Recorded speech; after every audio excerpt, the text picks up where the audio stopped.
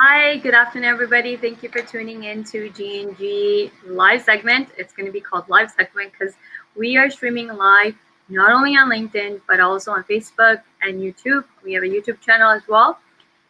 So today we have a really, really important topic that both me and Gil have been kind of like tossing around individually with our friend circle, family, and our network.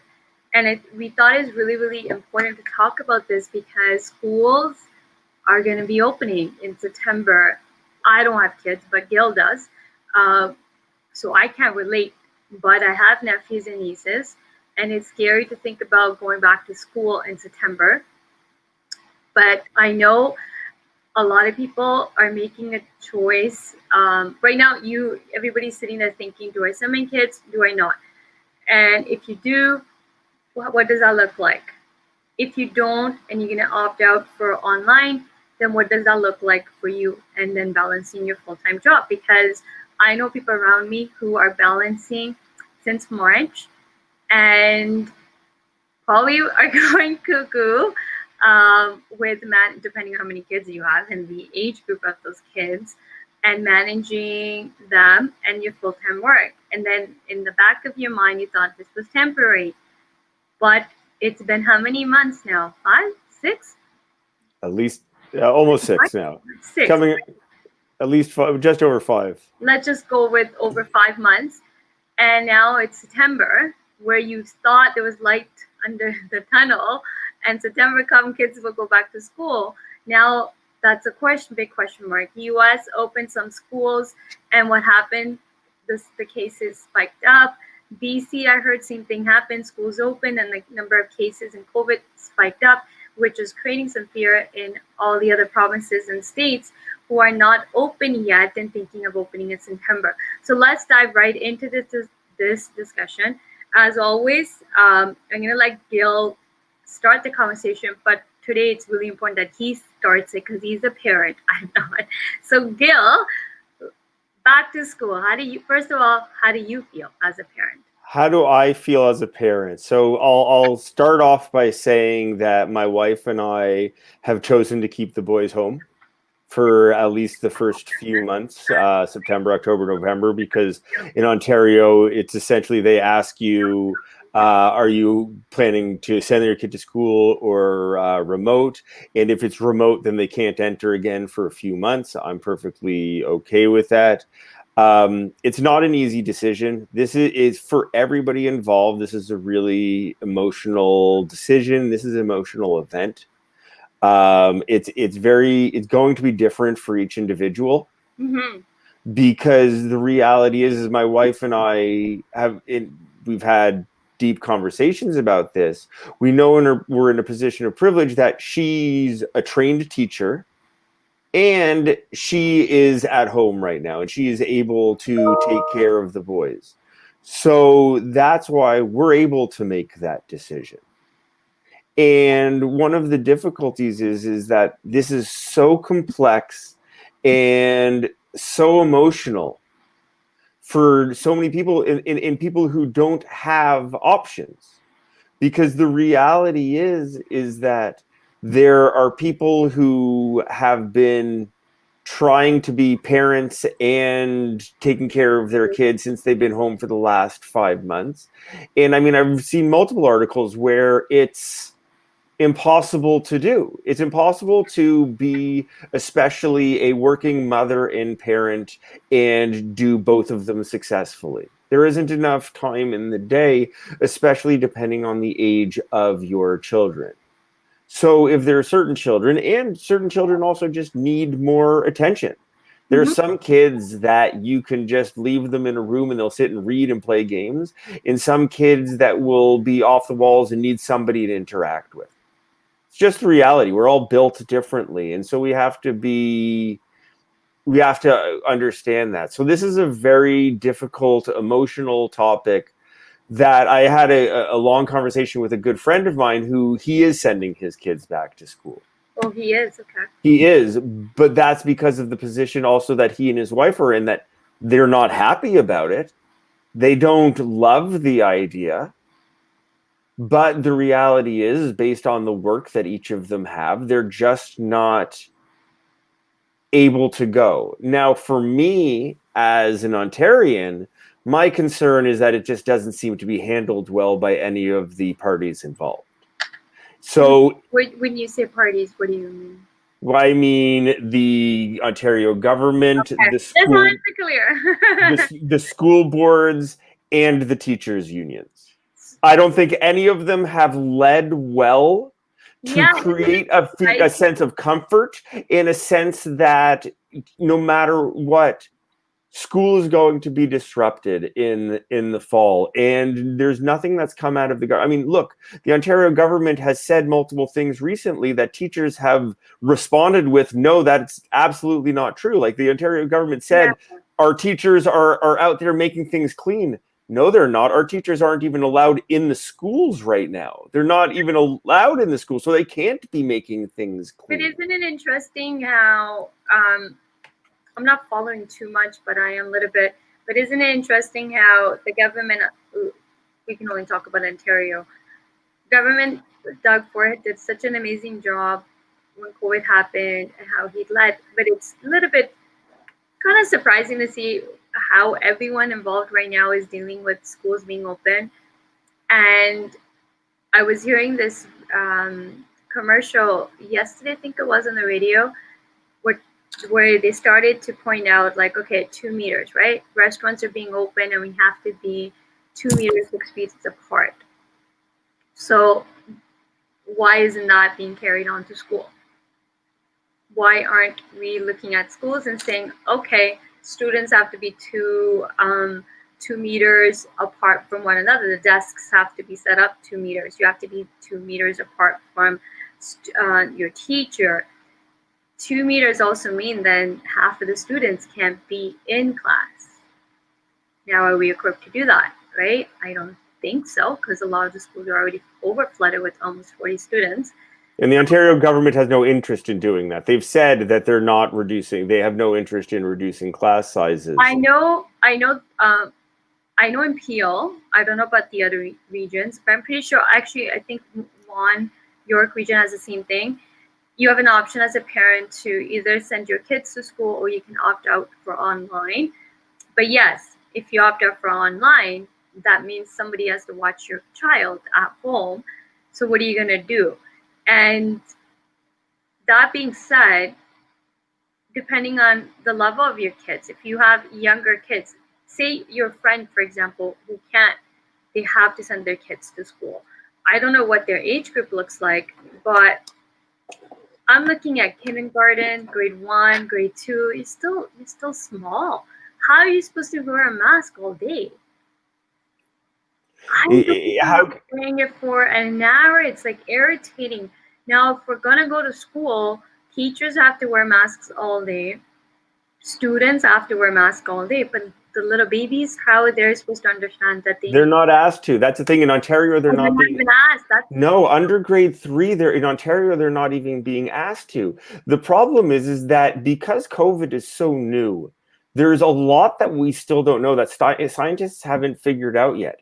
Because look, the Hospital for Sick Kids came out with some ideas a month or two ago, saying that kids don't really spread it. But meanwhile, since then, other data has come out saying that kids are super spreaders because they don't get symptoms, but they still have it and they still spread it around, which is what we see from everywhere that schools open. It's proliferated. And it's the fact of the matter is you're right. If we're supposed to have this 6 feet distance, this 2 meter distance, it's physically not possible in the schools. It's physically not possible in the classroom right now. And maybe if they had done more to plan for it, I was reading, I forget what country it was, it maybe Denmark, has made that classes are happening in museums and different places to spread kids out, to keep it so that they're not all in school in the same place. And I've also talked to my wife about this. It's also a question of when a person, safety too, no? Pardon? Teacher safety as well. Teacher safety, I have friends that are a teacher, and that's their biggest concern. Understandably so. The question also is, at what point do you shut down the school? Because if you're in the same location with somebody else, you're supposed to, who's had COVID through the contact tracing, you're supposed to isolate for 2 weeks. So now if a child in one classroom is diagnosed with COVID, is everybody in that class have to then isolate? Does everyone in that school then have to isolate? Then the question I also have to take it a step further is, what happens if it's not a kid that gets diagnosed with COVID, but a parent of a child? So the parent has it, we know it's at that house, and the kid may or may not have it, and may or may not have But spread now it to the the school. entire class has to be quarantined. But there's no clarity. Let's take a step further. Our kids and teachers have to self-quarantine 14 days prior to school open, because that was what they were doing in March, right?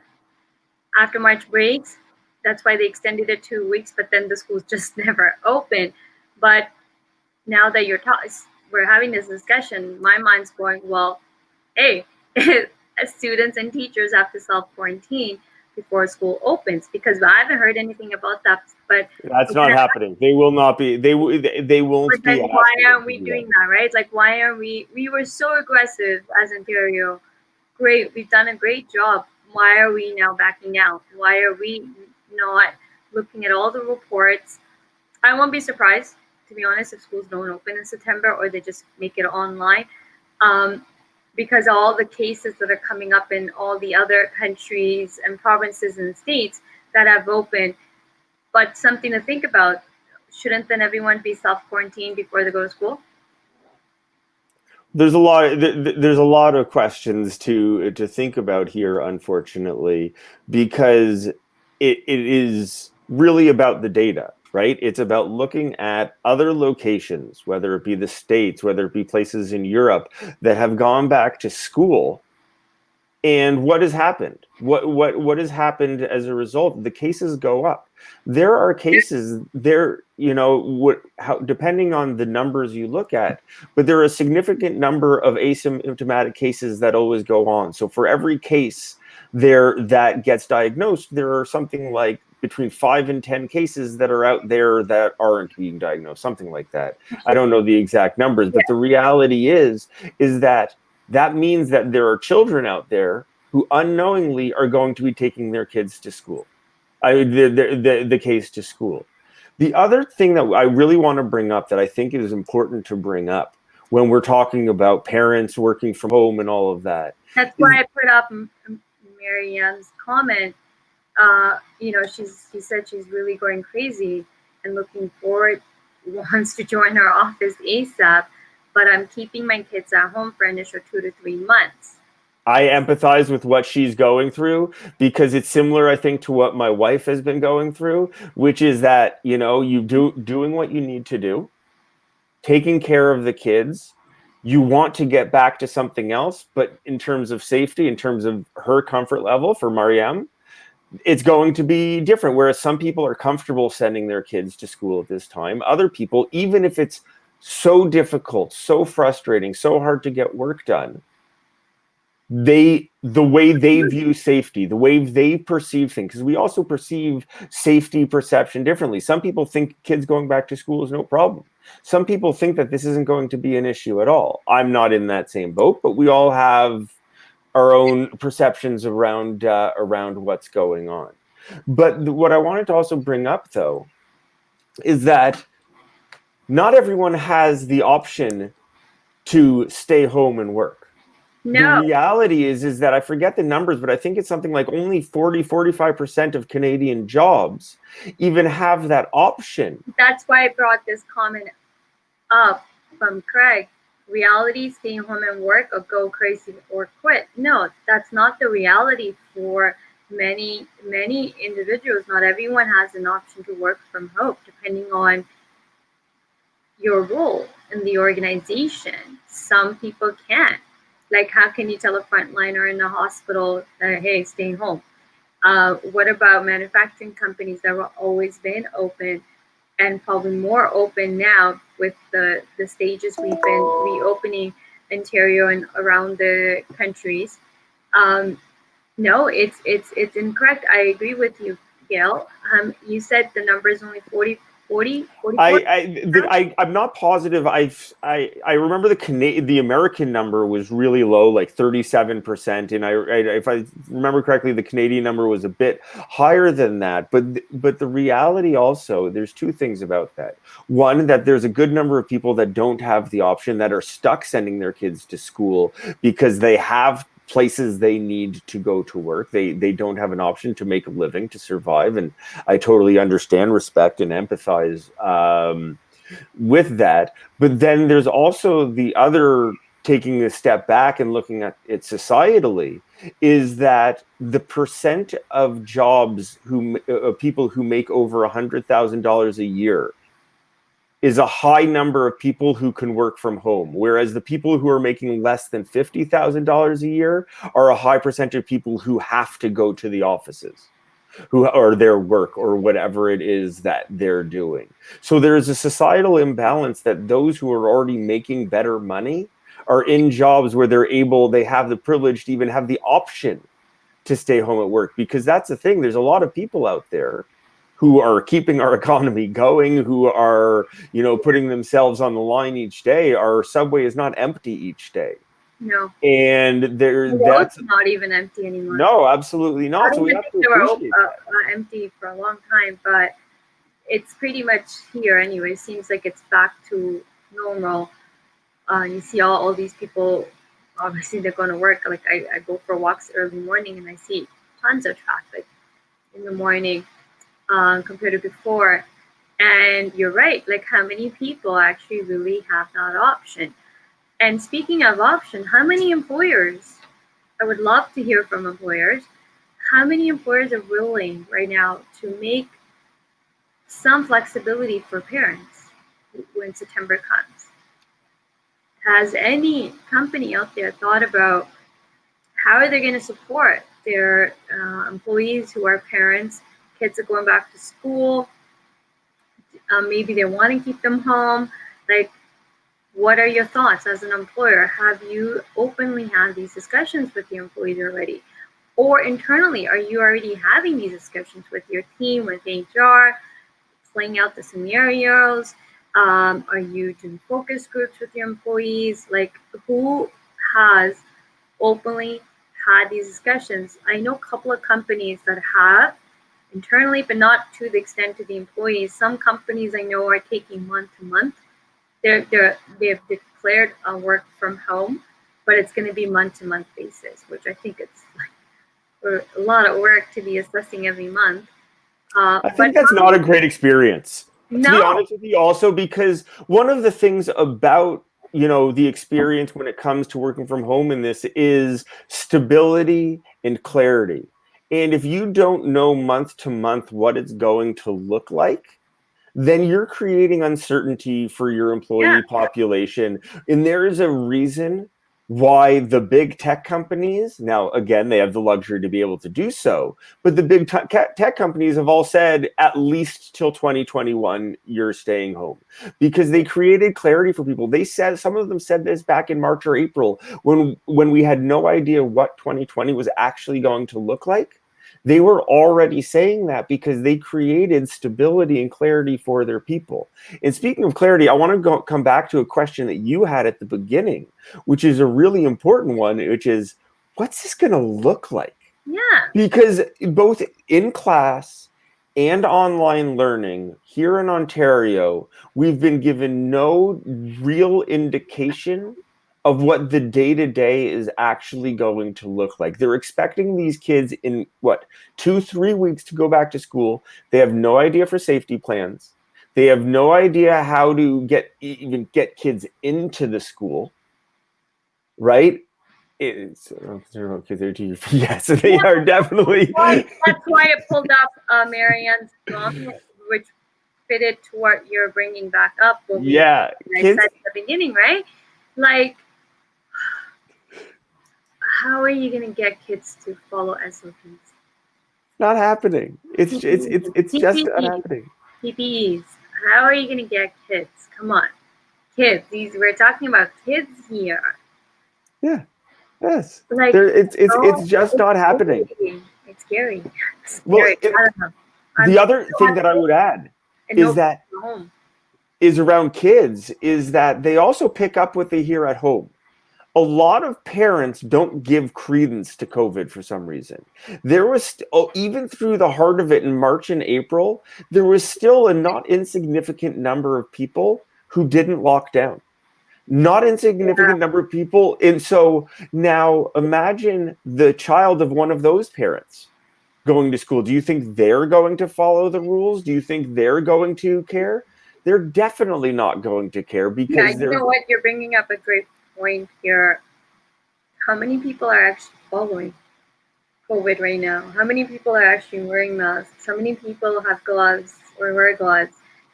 how many people have a bubble in Ontario, Gurpreet? I'm sorry, How many but people actually have a bubble? A bubble of 10 people. How many people actually have that in Ontario?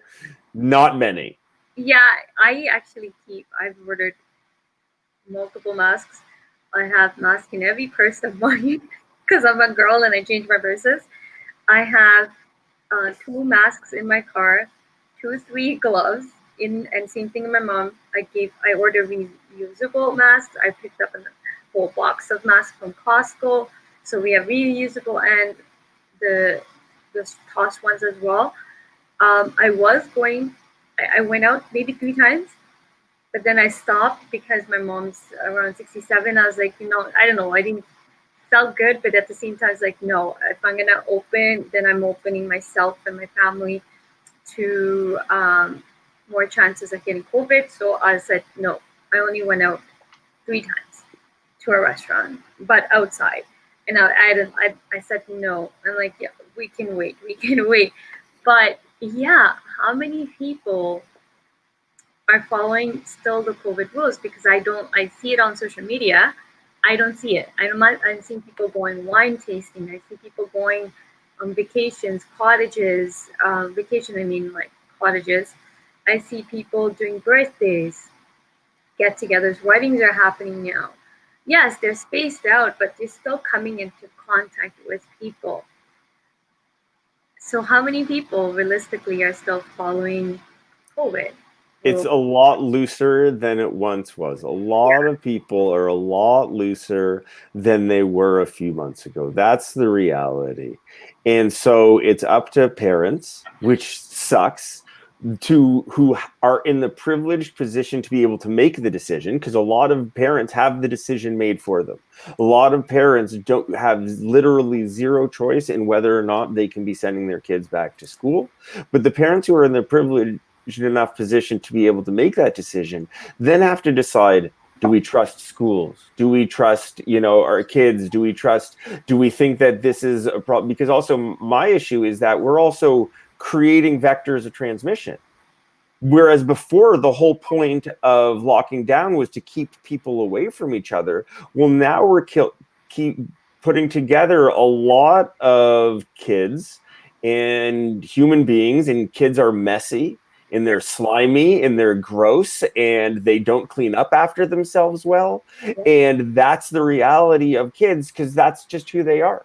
They just haven't learned it properly. I hate to say And this, but I think when school is gonna open, we are gonna have a second wave. We didn't have it as of yet, but I think with schools reopening, especially in Ontario, I'm pretty sure we're gonna have a second wave.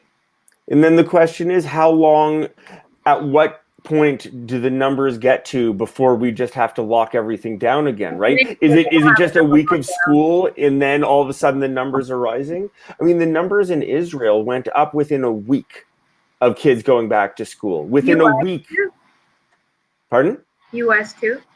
US, I don't even know, because different US places. The problem is the US is so not under control. It's hard to I compare, know their because numbers are at least ridiculous. Israel is comparable because they had it under control and then the kids went back to school. In the US, it's completely not under control and the kids are going back to school. I don't know what it's going. BC, my friend relatives live in BC. She told me yesterday, I think it was.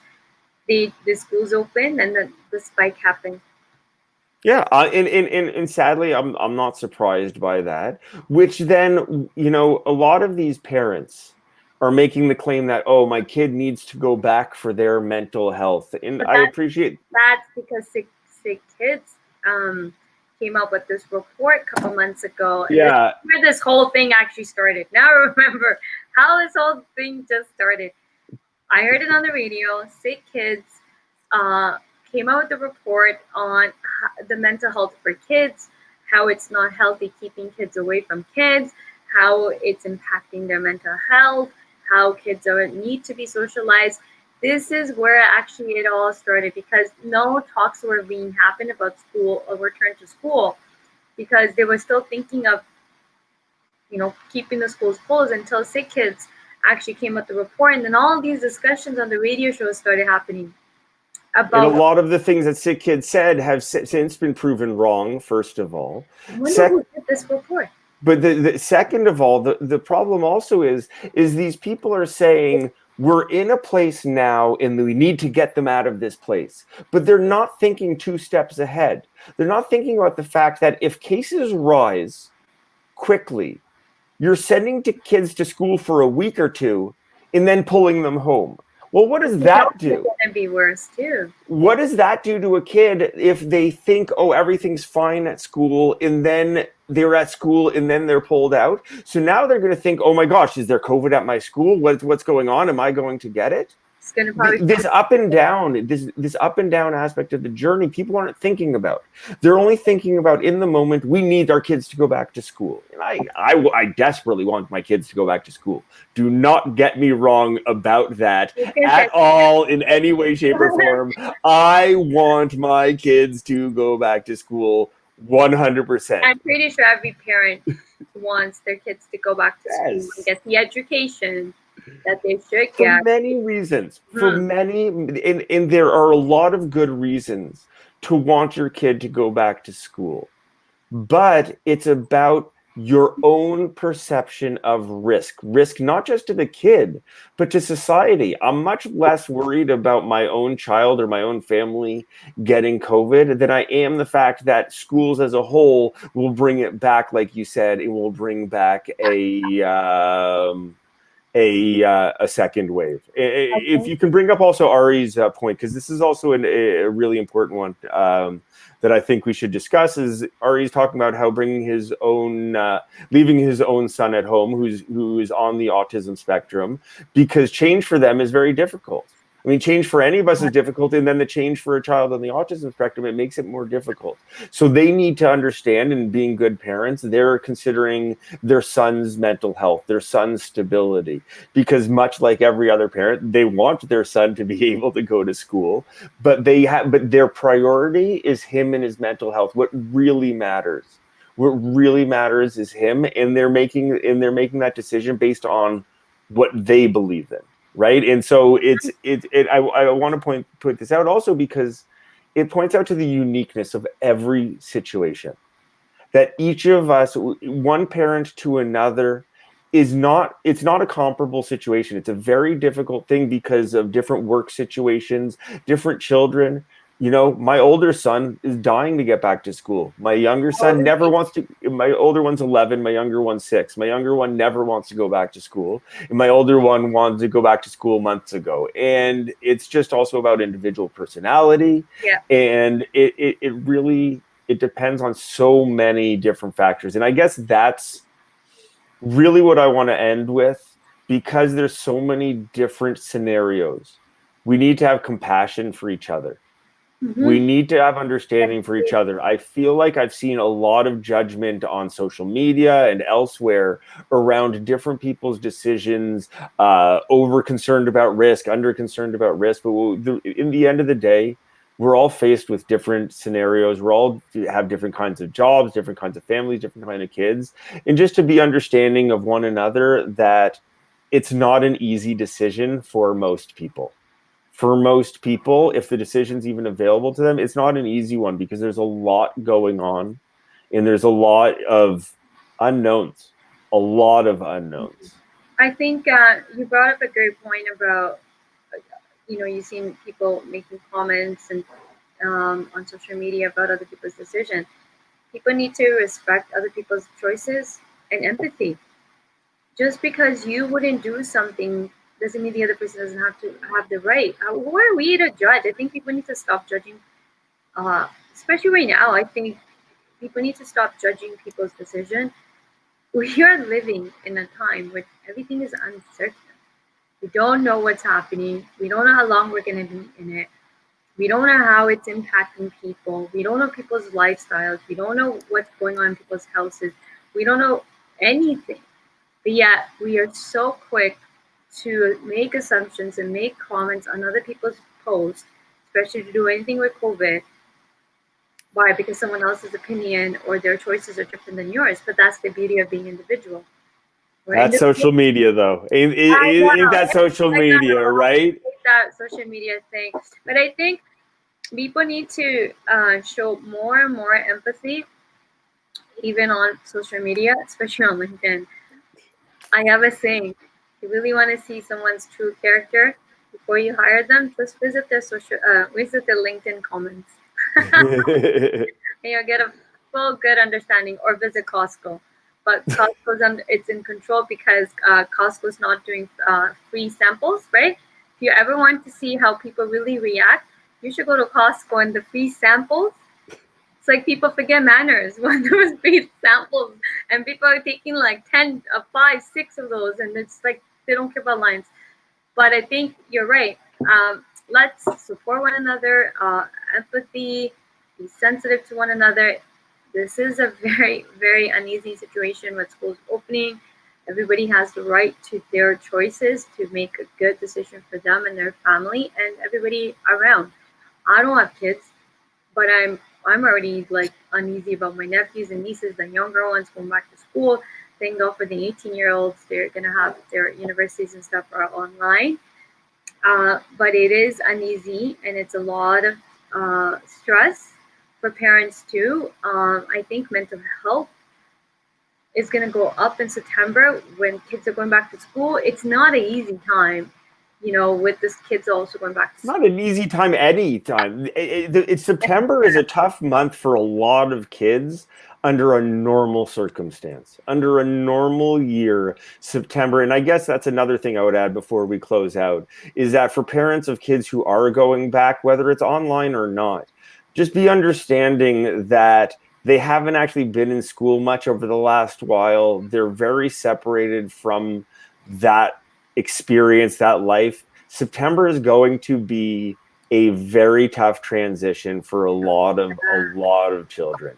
Yeah. So that's what I'll close on that. If you have any other final thoughts other than that. No, I would just my final thought is to employers, support your employees right now, support them in September.